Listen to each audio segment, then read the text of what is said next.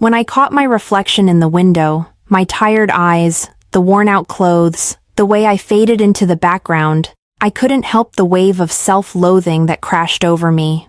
I would never be like her. I would never be the one to make him smile that way. Chapter 1. The Comfort of Friendship. Maplewood High's hallways buzzed with chatter and the clatter of lockers slamming shut. I held my breath as I walked, the familiar weight of anxiety pressing on my chest. This was supposed to be just another year, but it felt different, more significant somehow. I glanced down, hoping to blend into the sea of students. Then I heard it. "Emily! Over here!" My heart raced at the sound of his voice.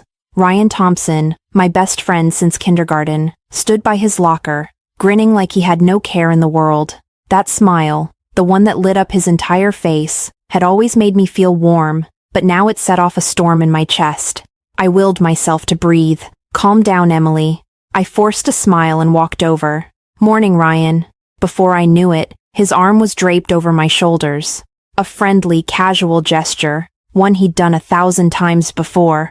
But today, every nerve ending in my body seemed to come alive. My pulse pounded so loudly, I half expected him to hear it. The air felt heavier, like I couldn't take a full breath with him this close. "You look tense." He gave me a playful nudge. "Relax, it's just school. Same old, same old." I nodded quickly, trying to ignore the heat rushing to my cheeks. "Yeah, just the first day jitters." Ryan chuckled, oblivious to the chaos inside me. His laughter filled the space between us, making it harder to focus on anything else. I wanted to memorize the way his eyes crinkled when he laughed, how the corners of his mouth lifted in that effortlessly charming way. My stomach flipped, and I felt dizzy with it. The intensity of wanting more than just this, more than just friendship. As we walked to class, my mind kept slipping back to the countless memories we shared, building forts, defending each other against bullies, whispering dreams beneath the stars. But now, every memory carried a weight. I wasn't just his best friend anymore, at least not in my own heart. Chapter 2. The Perfect Girl. The day Samantha Reed walked into our classroom, everything changed. She moved with a confidence that turned heads, her glossy dark hair catching the light, her eyes sharp and sparkling. Even before our teacher introduced her, it was obvious. She was the kind of girl people noticed, the kind of girl who seemed to have everything figured out. My heart sank the moment I saw Ryan's reaction. His gaze lingered a moment too long. His eyes lit up, and he sat up straighter in his chair, like he'd just been jolted awake. I forced myself to look away, but it was too late. The gnawing ache in my chest had already taken root. By lunch, everyone was talking about her. Samantha was charming, polite, and had a smile that made people want to be near her. I tried to focus on my food, tuning out the chatter and the sideways glances thrown in her direction. But Ryan wouldn't stop talking. "Did you see how she answered that question in history?" Ryan's voice was bright, more animated than usual. I mean, she actually knew what she was talking about. That was impressive. "Yeah," I replied, forcing a smile. "She seems nice." "She's incredible," he said, leaning in closer. I haven't met anyone like her before. The way he said it made my stomach twist painfully. His enthusiasm, so genuine, so pure, left me speechless. I wanted to scream, to make him see me instead, but I couldn't. I was just Emily, his dependable, ordinary best friend. "You should tell her," I heard myself say, the words tasting bitter. "You know, talk to her, get to know her." He looked at me with surprise, and then, as if I'd just given him the greatest idea in the world, he grinned. "You think so? Maybe I will." The lump in my throat was too large to swallow, but I nodded anyway. "Yeah, why not?" And that night, alone in my room, I let the tears fall. My journal lay open in front of me, the pages smudged with ink and desperation. I wrote everything I couldn't say aloud. It hurt so much to see him like this, so alive, so captivated by her. But if he's happy, I have to support him. That's what best friends do. That's what I am. Nothing more. The words blurred together as I wrote, each one digging deeper into the ache inside me. I wiped my eyes and kept going. Ryan deserves to be happy. even if it means I'm just here, cheering from the sidelines. I can't ruin this for him. My feelings don't matter. I closed the journal, pressing it tightly to my chest. Maybe if I held on hard enough, it would somehow keep my heart from breaking apart. Chapter 3. The Matchmaker. Emily, I need your help. It was early morning, and I barely had time to process the words before Ryan pulled me aside, his eyes wide with a mix of excitement and nerves. He ran a hand through his hair, a nervous habit I'd memorized over the years. But this time, it wasn't just a pop quiz or a sports tryout. No, this was about her, Samantha Reed. I forced a smile. What's up? I want to talk to her, he said, his voice lower, like he was confessing a secret. Actually talk to her, but I have no idea how. You're good at this kind of thing. I wasn't. Not when it came to helping the boy I loved fall for someone else. Ryan, I'm not exactly a dating coach, but you're my best friend, he said earnestly, his gaze pleading. Just help me out. Find out what she likes, what she's into. I'll do the rest. I wanted to say no. I wanted to walk away and let someone else play Cupid. But he was looking at me like I was the key to making his dreams come true, and I hated how desperately I wanted to be that for him, even if it hurt. Sure, I heard myself say. I'll help. Talking to Samantha was easier than I'd expected. She wasn't the cold, untouchable girl I'd imagined in my mind. She was warm, genuine, and surprisingly easy to be around. We bonded quickly over shared interests, books, music, even a mutual distaste for the cafeteria's soggy fries. In a matter of days, she went from being the perfect girl to someone I genuinely liked. One afternoon, as we walked together across the courtyard, she laughed at something I'd said, really laughed. It was bright and unguarded, and it made me smile despite everything. You're funny, Emily, she said, tucking a strand of hair behind her ear. I'm glad we met. I swallowed the lump in my throat. Me too. But every laugh, every moment of connection twisted the knife deeper. She was perfect, so perfect that even I liked her. How could Ryan not be completely mesmerized? The thought made my chest ache, but I buried it beneath a smile. Then came the day of the school talent show. Samantha stood under the bright lights, her voice clear and powerful as she sang. The entire auditorium fell silent, entranced by her performance. I snuck a glance at Ryan. He was leaning forward in his seat, eyes fixed on her like she was the only person in the world. My heart clenched painfully. Afterward, Ryan couldn't stop talking about it. She was amazing, wasn't she? He gushed, his eyes still wide with admiration. Just, wow. Yeah, I agreed quietly, the words sticking in my throat. She really was. The next day, Samantha solved a complicated math problem in front of the class. Ryan's admiration only deepened. He was completely captivated, and I was left standing in the shadow of his infatuation. I pretended it didn't bother me, but every smile, every mention of her name, was a reminder that I was nothing more than the friend, the matchmaker. At night when it was quiet, I'd lie in bed and try to silence the voice in my head. She's perfect, it whispered. Even you can't help but like her. What chance do you have? But I knew the answer. None at all. Chapter 4. Silent Sacrifice. I need one more favor, Ryan said, catching up with me after class. His voice was casual, but I could see the nervous energy simmering beneath the surface. My heart sank. I already knew where this was going. What is it? I asked, keeping my tone light. He shifted uncomfortably. Samantha, I want to, spend some time with her, but not in a forced way. It should feel natural. I swallowed, feeling the familiar weight press against my chest. You mean, like an accident?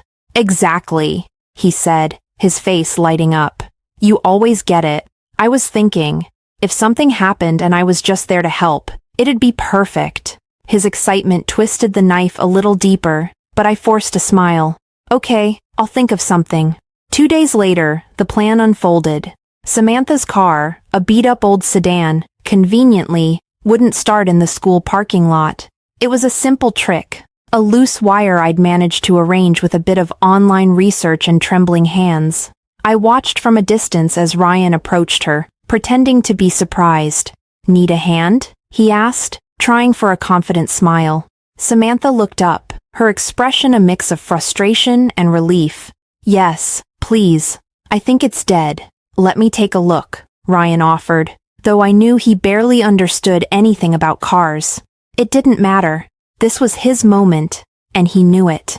I turned away, pretending to busy myself with a book. I didn't need to see what happened next. I could hear it all. The way Ryan's voice softened when he spoke to her, the slight stutter in his words when she thanked him, when they decided to walk home together because fixing the car was hopeless. I knew it was over. That evening, I couldn't escape the image of them walking side by side. Ryan would have been nervous, fidgeting with the strap of his backpack, or laughing too loud at one of her jokes. I imagined Samantha smiling back, effortless and kind. They probably looked perfect together, because they were. Ryan called me later that night, his voice buzzing with excitement. "Emily, it was amazing. We talked the whole way back. She's incredible. I mean, she's so easy to be around." I closed my eyes, clenching the phone tightly. "That's great, Ryan. Thanks to you," he said, and I could almost hear the grin in his voice. "You're the best." "Anytime," I replied, my voice hollow. In the days that followed, Ryan and Samantha became inseparable. They studied together in the library, walked home side by side, and spent their lunches talking and laughing. I watched from a distance, plastering on a smile whenever Ryan caught my eye. But inside, it was a storm, anger, sadness, and the bitter realization that I was slowly losing him. One afternoon, I saw them sitting under a tree, their heads close together as they talked. Samantha laughed, and Ryan reached out to brush a stray leaf from her hair. The gesture was small, intimate. My chest tightened painfully. I looked away, blinking back tears. It was in moments like these that I hated myself the most. I wasn't proud of the jealousy that coiled inside me, the voice that whispered how unfair it all was. But what hurt more was the realization that I couldn't hate Samantha. Not really. She was kind and genuine. She made Ryan happy. That should have been enough for me. But when I caught my reflection in the window, my tired eyes, the worn-out clothes, the way I faded into the background, I couldn't help the wave of self-loathing that crashed over me. I would never be like her. I would never be the one to make him smile that way. Chapter 5. A Breaking Heart. I held the book tightly in my hands as I approached Ryan's house, the weight of it feeling heavier with each step. Returning his favorite novel, a story about friendship and bravery, felt almost symbolic, like closing a chapter I wasn't ready to end. The late afternoon sun cast a warm glow over the familiar front yard, but today, even the comfort of this place couldn't soothe the ache in my chest. I knocked lightly on the door, and after a moment, it swung open. Ryan stood there, his hair a mess, and his eyes brighter than I'd seen in days. "Hey, Em," he said, flashing me a grin that sent my heart spiraling. "What's up?" I held up the book. "Thought I'd return this before I forgot." "Thanks. Come in." He stepped aside, and I followed him into the living room, where the floor was scattered with colored paper, markers, and a mess of ribbons. A large piece of cardboard stood propped up against the wall, covered in bold letters and carefully drawn stars and hearts. "What is all this?" I asked, my voice catching. Ryan rubbed the back of his neck, a sheepish smile spreading across his face. "I'm making a banner. You know, for when I tell Samantha how I feel." The words hit me like a punch to the gut. I forced myself to smile, the corners of my mouth trembling. "Wow, you've really thought this through." "Yeah," he said, his eyes sparkling with excitement. "I want it to be special. She deserves something memorable." I swallowed, my throat tight. "Do you need any help?" He shook his head quickly. "No, I've got it all planned out. But honestly, Em, I couldn't have done any of this without you. You've been amazing." I nodded, blinking rapidly to keep the tears at bay. "I'm glad I could help. Seriously." He stepped closer, his voice softening. "You're the best friend anyone could ask for." The words cut deeper than any blade. I'm happy for you," I said, my voice cracking. "I really am. Thanks, Em." He pulled me into a quick hug, and for a moment, I let myself cling to him, pretending it meant more than it did. When he pulled away, the emptiness returned, colder than ever. I left shortly after, the sound of his excitement still echoing in my ears. Outside, the sun was setting, casting long shadows across the street. I walked home slowly, each step heavy with the weight of everything unsaid. I had helped him build this moment, helped him create something beautiful for someone else. And now, I had to watch him give his heart away, knowing it would never be mine. That night, I lay awake, staring at the ceiling and trying to convince myself that I'd done the right thing. Ryan's happiness is what matters, I told myself over and over, even if it breaks me. But no matter how hard I tried, I couldn't stop the tears from falling. To Chapter 6. A Heart in Pieces. I knew it was a mistake the moment I decided to follow him. The logical part of me, the part that still had a shred of self-respect, screamed at me to turn back. But I couldn't. My feet moved of their own accord, driven by some mix of longing, fear, and a desperate need to see it for myself. The beach was quiet at this hour, the waves whispering softly as they lapped at the shore. The sky blushed with hues of orange and pink, a breathtaking canvas for a moment that was sure to shatter me. I hid behind a cluster of rocks, my heart pounding so loudly I was sure it would give me away. Ryan was already there, pacing back and forth, the handmade banner in one hand and a bouquet of wildflowers in the other. I watched him take deep breaths, trying to calm his nerves. It was so achingly familiar, this version of him that I knew better than anyone. Except this time, it wasn't for me. I hugged my knees to my chest, willing the tears to stay away. Not now. Then Samantha appeared, her silhouette outlined against the setting sun. She walked toward him, her smile soft and curious. I could almost hear their conversation, the nervous laugh, the way Ryan would stumble over his words. I tried to block it out, but the scene unfolded like a slow-motion nightmare. He unfurled the banner, his voice carrying over the waves. Samantha, I just wanted to tell you that. You're amazing, and I really like you. Like, a lot. Samantha's eyes widened, and for a moment, time seemed to stop. Then, she smiled. A smile that lit up her entire face. Ryan, I like you too. I squeezed my eyes shut, but I couldn't block out the sound of their laughter, the softness in their voices. When I opened them again, Ryan was leaning in, his hands trembling as he touched her face. They kissed, slowly, tenderly, as if the rest of the world didn't exist. My breath caught in my throat, and I felt a tear slip down my cheek. They pulled apart, their foreheads resting together, and I had seen enough. I turned away, stumbling back over the sand, the taste of salt and heartbreak on my tongue. The tears came fast now, blurring the path ahead. My chest felt like it was being ripped open, each beat of my heart a cruel reminder of what I'd just lost. You knew this would happen, I told myself. Why are you crying? You were never meant to have him. But the words offered no comfort. I pressed a hand to my mouth, trying to muffle the sobs. I'm not enough, I thought bitterly. I never was. Somewhere in the distance, the waves continued to crash against the shore, indifferent to the breaking of my heart. Chapter 7. Finding Myself Again.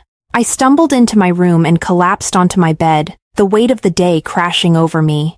I buried my face in the pillow, letting the tears come freely. There was nothing left to hold back. I had seen Ryan and Samantha together, and now every fiber of me ached, raw and exposed. Eventually, exhaustion pulled me into a restless sleep, the salt of my tears still fresh on my cheeks. Hours later, I woke to the soft hum of a podcast, playing from my phone. I must have accidentally pressed something in my half-conscious state. I reached for it, ready to shut it off, when a woman's voice caught my attention. Loving someone else can be beautiful, she was saying, but have you ever thought about what it means to truly love yourself? I'm not talking about vanity or perfection. I'm talking about treating yourself with the kindness, respect, and care that you so willingly give to others. Because if you don't, who will? The words stopped me cold. My hand hovered over the screen. I closed my eyes, listening. The woman spoke about self-worth, about how we often lose ourselves chasing approval and love from people who might never reciprocate. You have to be your own priority, she said gently. When you love yourself, you create space for the right kind of love to find you. And even if it doesn't, you'll still have yourself. And that is enough. The tears started again. But this time, they weren't just for Ryan or Samantha. They were for me. For the girl who had bent over backward to make someone else happy while neglecting herself. For the girl who had believed she was only valuable if someone else saw her that way. I realized how deeply I'd let myself be defined by unspoken words and unattainable dreams. I sat up slowly, wiping my eyes. This has to change. The next day, I made a promise to myself. I wouldn't let my worth depend on anyone else, not even Ryan. I threw myself into schoolwork, focusing on the things I could control. I signed up for extracurricular activities, debate club, volunteering at the community center, a yoga class that left me sore but oddly energized. I stopped avoiding my reflection in the mirror and took small steps to care for myself, washing my face more diligently, trying out a new hairstyle, choosing clothes that made me feel confident. Little by little, I started to see the changes, not just in how I looked, but in how I felt. The first time I walked into school with my new haircut, a shoulder-length style that framed my face, I felt nervous, vulnerable. But the whispers and glances that followed weren't what I'd feared. They were curious, even admiring. And for the first time in a long time, I didn't shrink away. 3 months passed. I focused on myself, building the pieces of my life I had neglected. There were setbacks, of course, moments when I saw Ryan and Samantha together and had to remind myself to breathe. But each time, it hurt a little less. I was learning to let go. One afternoon, as I was packing up my books in the library, Ryan appeared at my table. He looked surprised, almost like he hadn't really seen me until now. "Hey, he said, a hint of hesitation in his voice. "You've been busy lately." I smiled, feeling a strange mix of nerves and pride. "Yeah, I guess I have." He sat down across from me, his eyes studying me in a way they never had before. "You seem different." "Good different, I hope," I joked lightly, but there was a seriousness beneath my words. "Yeah," he said, his gaze lingering. "Really good." I nodded, feeling a spark of something unfamiliar. Maybe hope, maybe just contentment. I had no idea what the future held for Ryan and me, but for once, it didn't consume me. I was finally beginning to see myself, not just through his eyes, but through my own. And for the first time, it felt like enough. Chapter 8. The Fateful Excursion. The class trip to the forest was supposed to be an escape from the usual routine, a chance to learn about nature, bond with classmates, and forget about the pressures of exams. But as I trekked along the winding path, the leaves crunching beneath my boots, I couldn't shake a strange feeling of unease. Maybe it was the thickening canopy overhead, or the distant rustling of leaves, or maybe it was the sight of Ryan wandering ahead, his expression distant. "Everyone stay close," the teacher called, but Ryan didn't seem to hear. He drifted further away, his mind elsewhere. I quickened my pace, pushing past branches and weaving through thick underbrush. By the time I reached the spot where I'd last seen him, he was gone. My chest tightened. "Ryan, where are you?" "Ryan," I called, my voice echoing through the trees. No answer. Panic rose in me, cold and sharp. I ignored the voices of the others growing fainter as I ventured deeper into the woods. Twilight was falling, and the forest grew darker, more foreboding. "Ryan!" I tried again, louder this time. A faint groan reached my ears, and I turned sharply, following the sound. My heart pounded as I finally found him, sitting against a tree with one leg stretched awkwardly in front of him. His face was pale, and he winced as he tried to move. "Ryan!" I knelt beside him, relief and fear warring inside me.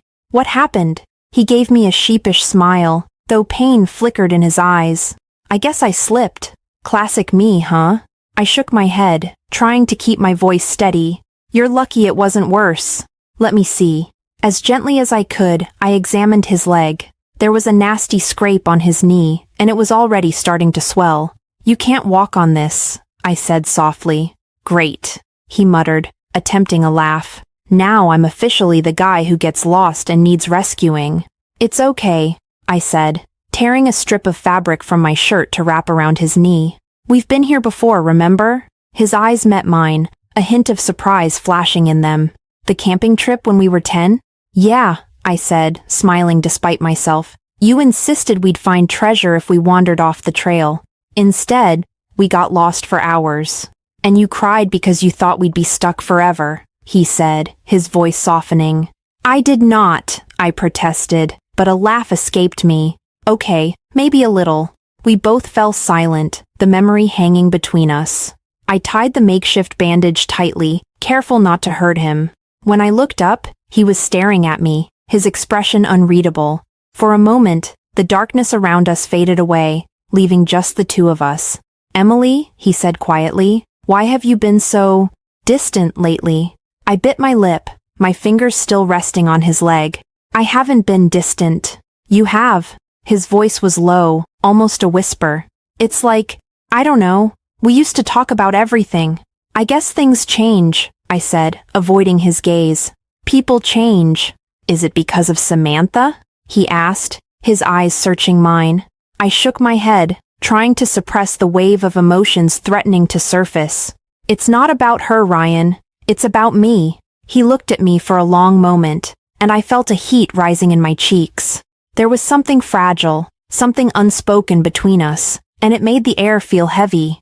We were so close, closer than we'd been in months, and the weight of everything I'd felt, everything I'd hidden, pressed down on me. He said softly, reaching for my hand. "I miss this." I swallowed hard. "I do too." Silence stretched between us, filled with the memories of every laugh, every shared moment.